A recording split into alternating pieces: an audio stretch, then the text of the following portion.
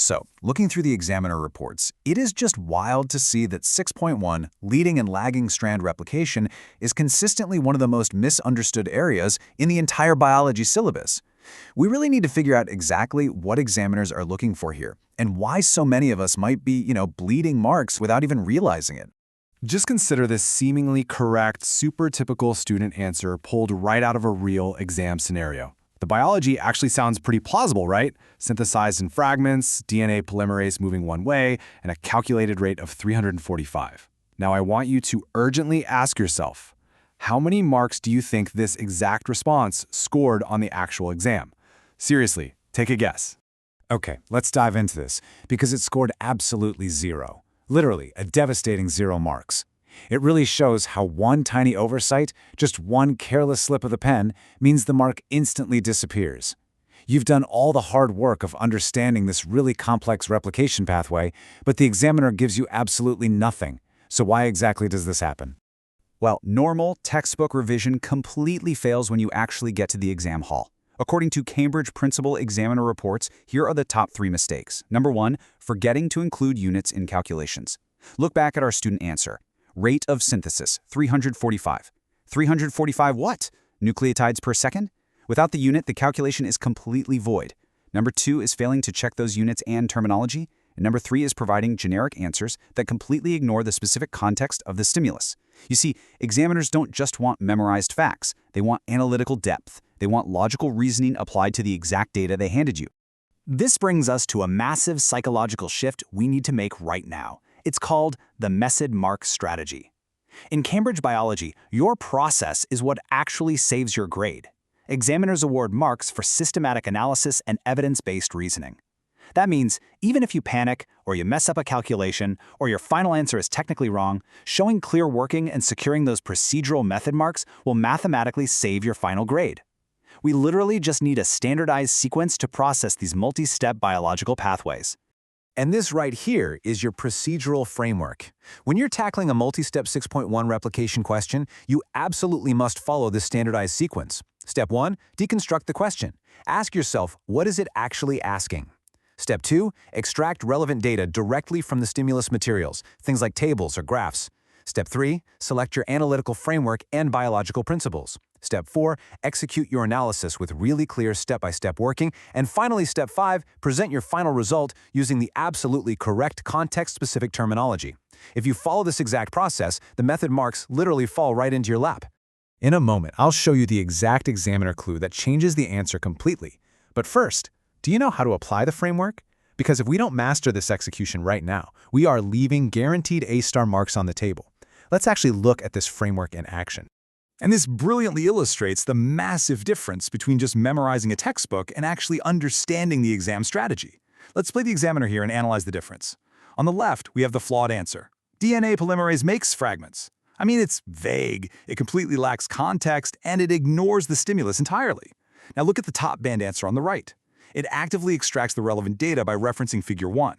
It executes with clear notation by mentioning the 5-to-3 directional constraint. And it presents with absolutely perfect terminology, synthesizes discontinuously in Okazaki fragments.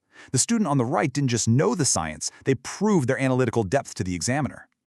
So, time for a quick interactive checkpoint. Feel free to pause the explainer if you need to and predict exactly where this candidate lost their method mark. Their working says 1,200 nucleotides divided by 4 minutes equals 300. The lagging strand is slower.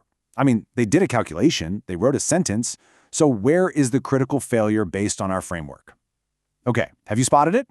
They didn't verify their results against the standard format. They just wrote 300 without any units, and their conclusion is slower, isn't actually supported by comparative evidence extracted from the text. Basically, they completely skip steps 2 and 5 of our framework. To make sure you never make that mistake again, you need to basically burn this answer flow into your memory. This is exactly how you execute analysis with clear working.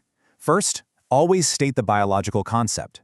Second, pair that immediately with evidence or data extracted directly from the paper. Third, apply your scientific reasoning to explain the relationship.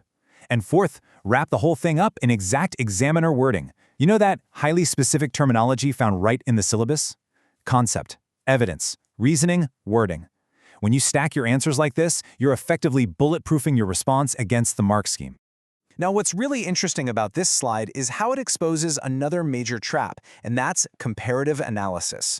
When examiners ask you to compare the leading and lagging strands, honestly, like 90% of students only list the differences. They'll just say the leading strand is continuous and the lagging strand is discontinuous. But the source material shows the top-scoring comparative analysis requires identifying similarities and differences. Notice in the table how we must explicitly state the similarity first, that both actually require DNA polymerase before using comparative connectives to outline those differences. It's this level of comprehensive evaluation that really unlocks the highest mark bands. And that actually brings us to the highest cognitive domain in the entire syllabus, which is evaluative thinking. The assessment doesn't just want us to handle information, it actually wants us to judge it. When looking at experimental data about DNA replication rates, top-performing candidates don't just blindly accept the graph at face value. They identify limitations, they actively question assumptions, they consider alternative interpretations, and they carefully justify their decisions with hard, undeniable evidence. That is exactly how we demonstrate true conceptual understanding that works on literally any unfamiliar exam question. So to lock all of this technical methodology into your brain, you can use this incredibly effective memory hack. Just think DESEP. DESEP. Deconstruct the question, extract the data, select your framework, execute the working, and present with terminology. Next time you sit down in that exam hall and your mind goes totally blank on a multi-step biological pathway, just write DESEP right at the top of your page. It will instantly ground you, forcing you to prioritize process and those precious method marks over sheer panic. We've completely solved the replication method here, and you now have the ultimate framework to secure those procedural marks. So, the crucial point is, your biological knowledge is finally safe. But there is a massive hidden danger lurking in the very first word of every single question. You can perfectly execute DESEP, but if you misunderstand the examiner's command words, like if you describe when you are actually supposed to explain, or you calculate when you are asked to evaluate, it will completely cap your mark band, stripping away the top grade instantly. You absolutely cannot afford to let command words sabotage your perfect methodology. Decoding these specific terms is the absolute mandatory next step in your exam strategy. Subscribe to our YouTube channel, Ace the Exams, at acetheexams_IGCS to excel in your Cambridge examinations. In our next explainer, we will tear apart the exact command words that decide your fate.